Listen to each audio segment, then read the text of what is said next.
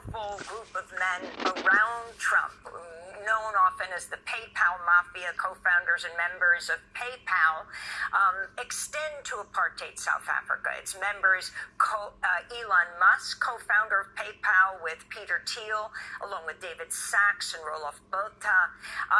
So you have this situation where most refugees in the world are not allowed into the United States right now, where refugees are being thrown out of the United States. But you have this group on Monday of 59 white South African Afrikaners arriving in the United States after being granted refugee status. Can you talk about this small group around Trump and what they mean for Trump's worldview right now, and what it means that these refugees are brought here? Did it get much attention in South Africa?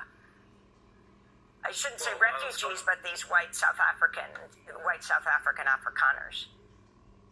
Yes, I think many South African media outlets refer to these refugees in inverted commas, because I think that is the general understanding that they are not really refugees. As you have pointed out, it flies in the face of the really dire and tragic circumstances that many people around the world live under, and that would be much more eligible for refugee status. In fact, as Andile has pointed out, this whole refugee status is based on disinformation. It's based on a disinformation campaign.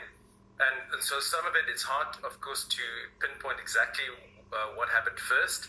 One could argue that some of these white former South Africans around Donald Trump would have had his ear and would have maybe helped him tap into this sort of narrative of white persecution.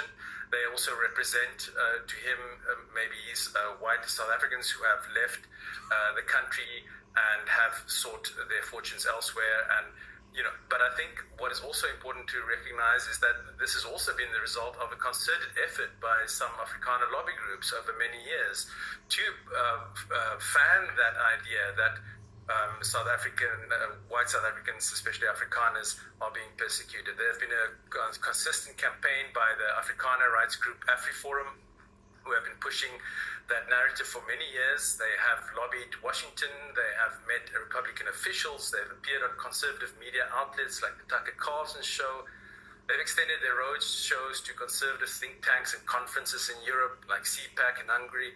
And in all these places, they painted a dire picture of South Africa, where white farmers are supposedly under constant attack, where they're singled out for violence, they are on the verge of losing their land, that they are unfairly being targeted by a corrupt and totalitarian government which discriminates against them in what they would call a type of reverse apartheid. And all of this was very deftly wrapped up in a communication strategy that then eventually found sympathetic ears among US conservatives. And I think with these men around white, former South Africans around Trump, which would have amplified that to him. And now with this so-called refugee campaign, their communication campaign over these many years, their lobbying has finally paid off. I think in terms of the South African media, there have been a range of responses, but I think by and large, people recognize that this has no basis in reality. As Andile said, this is based on a disinformation campaign. Some of the conservative elements in the society might find that now somebody has listened to their complaints and taken that seriously. But anybody who really has their basis in factual reality would know that this is a ruse, that this is a disinformation campaign, and that actually these little group of so-called refugees are pawns in a much larger political campaign, a campaign both domestically in the US, where Trump is using them as really as pawns, as props in a campaign that purports to promote whiteness and whiteness under threat, and also geopolitically. In his executive order, which granted this refugee status to Afrikaners, it was juxtaposed very closely with criticism of South Africa for taking Israel to the ICJ.